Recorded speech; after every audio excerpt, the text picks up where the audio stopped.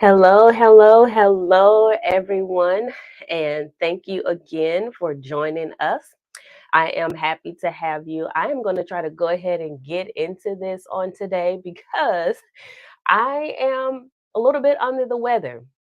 Doctors get sick. I know it seems taboo and it seems like that really doesn't happen. But unfortunately, some little something has gotten out there and it has tried to keep me down, has tried to take my voice. And I was like, we're not going to have it. So I have one of the things that bring me comfort. One of the things that really make me comfortable is my great grandmother's mug. This is one of the mugs that she had, and a lot of times I like drinking all kinds of things out of here. I just drink sometimes just water, not even hot beverages, but I love just drinking from it because it brings me back great memories of her, and so it brings me comfort when I am well, but then also when I'm sick because then I get a chance to put my warm beverage in here, and then I feel really cozy and comfortable. So I'm going to be sipping on a little bit of tea today so that way I can keep my voice so it doesn't go out. But I'm going to go ahead and get started. Go ahead and shout out. Tell me where you are watching from. Let me know that you are watching so that way I can say hello. My thing on today is giving you the 5 tips to help you be prepared for your doctor's visit. I have talked to countless patients and I have seen quite a few people struggle to give me the information that I need so that I can help them get what they need. And that's the whole point of this, you guys, is that I had somebody tell me, they were like, but ain't you the doctor? And I was like, yes, but I'm not a magician.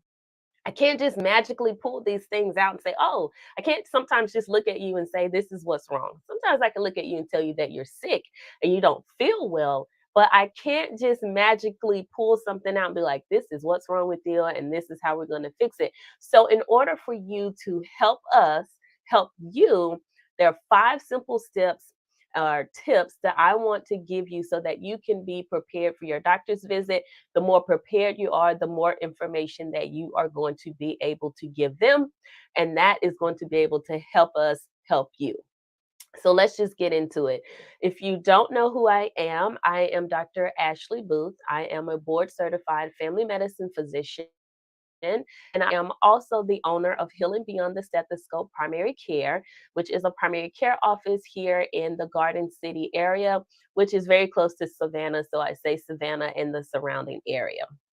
Now, let's get into these tips because that's what you're here for. And this is what I really need you to kind of know because we all will encounter the doctor's office at some point. Even when you go to the emergency room, the hospital, a specialist, doesn't matter. These 5 tips are going to be able to help you help yourself and help your doctor get you what you need. So let's just jump right into it. The first thing is being prepared is writing down your concerns. Because let me tell you something. When do you think that your doctor's appointment starts? Some people think that it starts when you're actually with the doctor or when you're in the nurse with the nurse or when you first enter the office. It actually starts when you make that phone call because you're making a phone call because you have a concern. I want to know, can you fix X, Y, or Z, right? This is what's going on with me, and I want to see what you can do about it to get it fixed. Well, when you're calling us about that, you have that concern. So then there are some things that you need to start thinking about with that concern. So you need to write it down and write it down in your phone. One thing that people will always take to their doctor's appointment is their phone. That cute little notebook that you have usually ends up on your nightstand, on the kitchen table, all of the places except for the doctor's office. And then you're like, oh man, what was that other thing I wanted to talk to you about? So write down your concerns. Number one, write down your concerns so that way you can help us help you. And then you can put down all of that information and put it down in that section on your phone, like the memo section. Step two, when it comes to medications, we love for you to bring them, especially if you are a new patient to us or if you went and you saw a specialist and then they put you on something. So bring the medicine. Some patients like, oh, I don't want to bring it because I have other errands to run. And I get that. If you can't bring your medicines, the other thing that you can do is take a picture. Take a picture of the entire label. We want to be able to see everything on there clearly because a lot of that information may not make sense to you, but it makes sense to us. It tells us if you have refills or not, it lets us know the dosing. Sometimes you just see one name of the medication, but there are different types of it. It lets us know if it's extended release versus if it's immediate release. And these are things you may not be aware of. So if you go ahead and take the picture, again, it's on your phone, and you bring that with you, then that will help us because that way you don't have to say, well, it was a little blue pill, a little pink pill, it's a little white pill. That does not help us. I've had several people come in and say, oh, it's a little blue pill or it's a little pink pill.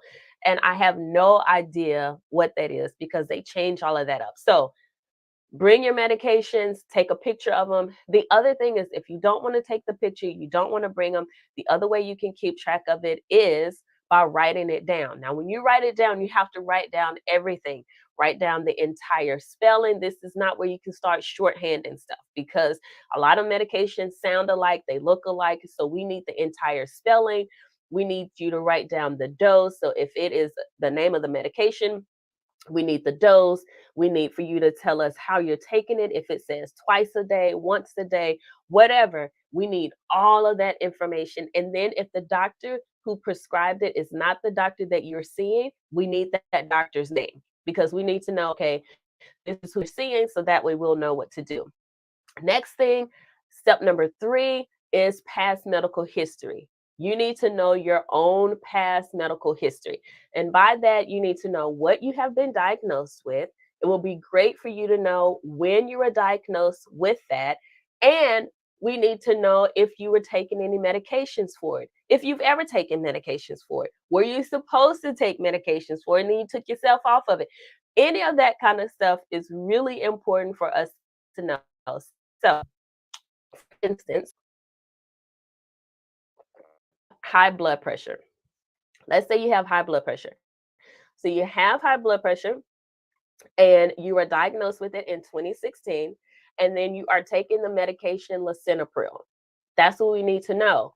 If you were started on lisinopril, but you had a reaction to it, or it wasn't working, or whatever, then we need to know that because you may be on losartan now, or you may be on hydrochlorothiazide. You could be on any type of medicine, but it's good for us to know what you used to be on because if the medicine that you're currently on and that treatment is no longer working, or we need to add something to it, then if we know what you've been on before, we know let's not revisit that because they've already had issues with it. So if you keep track of all of that information, it will help us out a great deal. The other thing is procedures. We also need to know that information. We need to know the who, what, and when about that as well. So, like for instance, if you had like a colonoscopy or surgery, those are really good things for us to know when you had that procedure, what was the outcome of that procedure, where did you have it done, and who performed it, because we may need to get those records from someone, especially colonoscopies. I have a lot of people that say, oh, they didn't find anything, and I say, okay, well, when did they want you to follow up? And they say 3 years. Well, 3 years is not standard for something when they didn't find anything. So then I have to say, well, they may have found something, they may not have found anything that was cancerous, but there was something that was still of concern because they want you to come back in 3 years. So I need to know who did it, when they did it, where they did it, so I can get those records, review them myself, and make sure that we are on track for when you should follow up because those things get away from you. So saying, oh, that happened 2 years ago.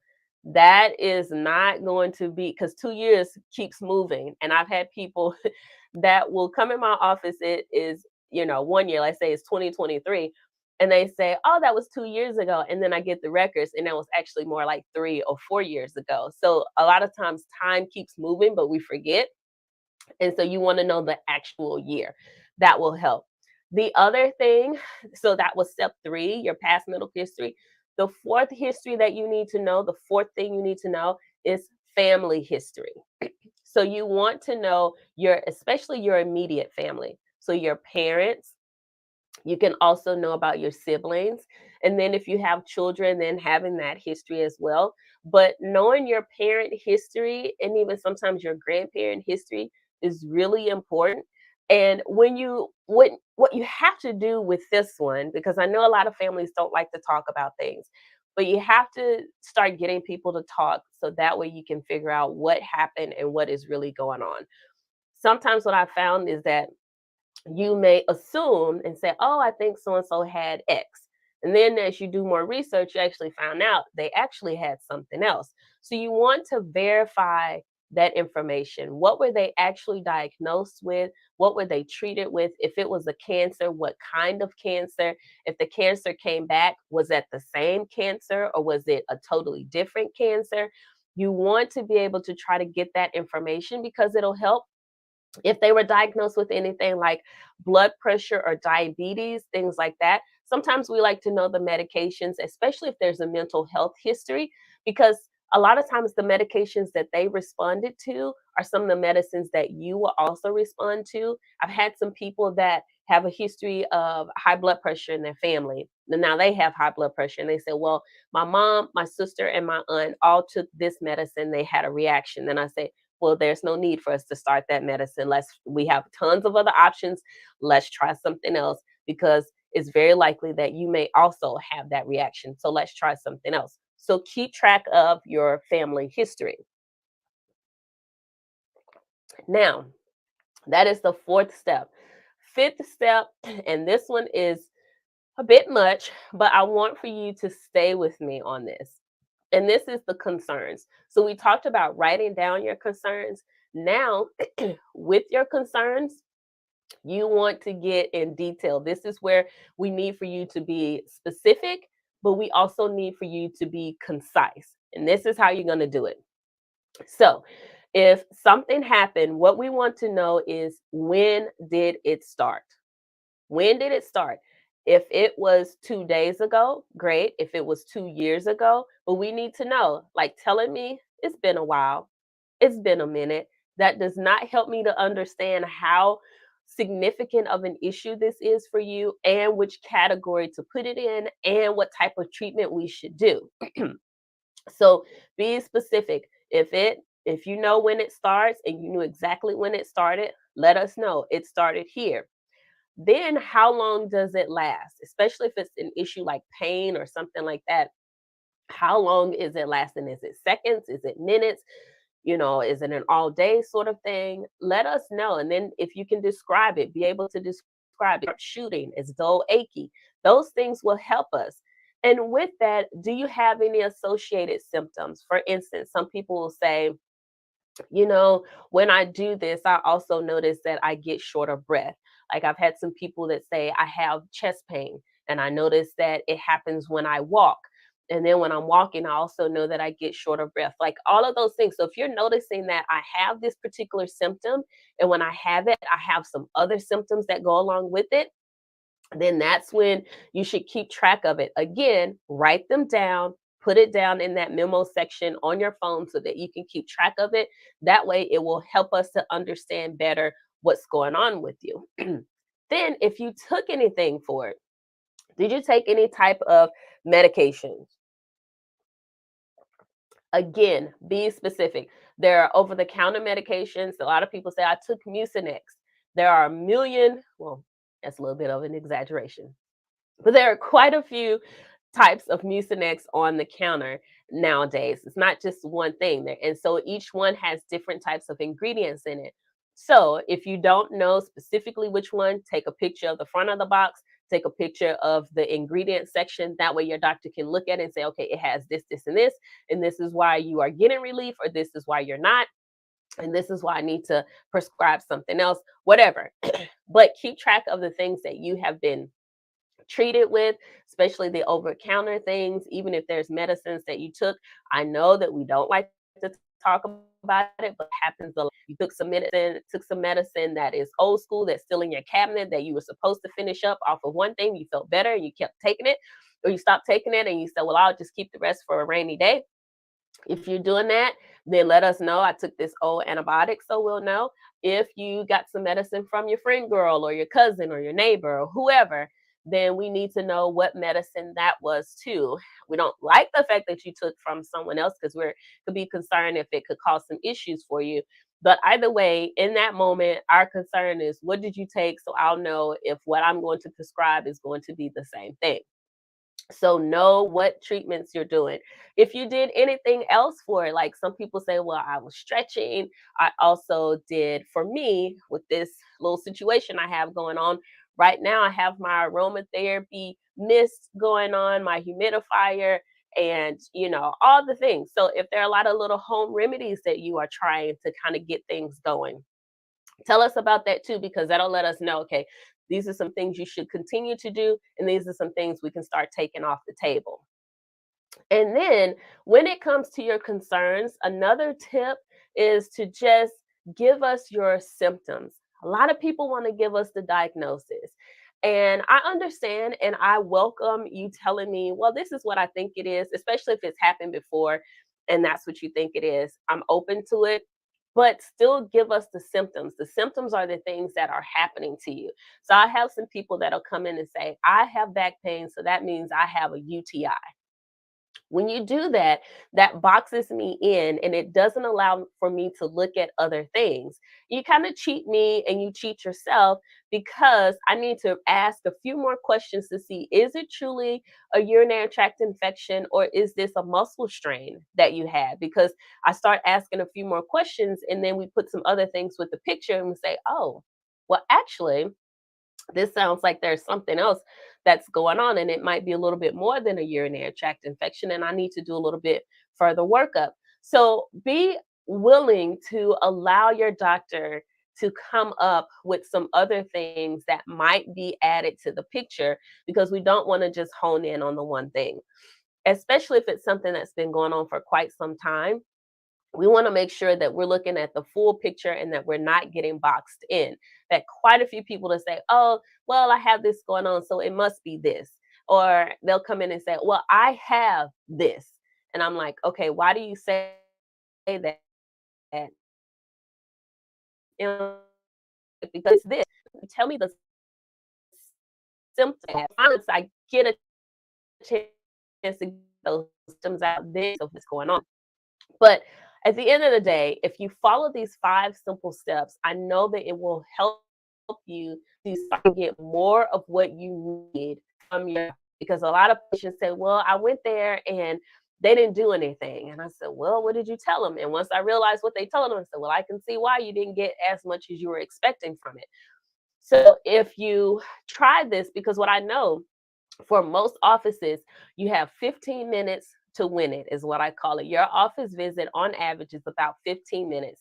And that is from the time you get in there to the time you leave, so that they can get your vitals, they can find out what you tell them your concern.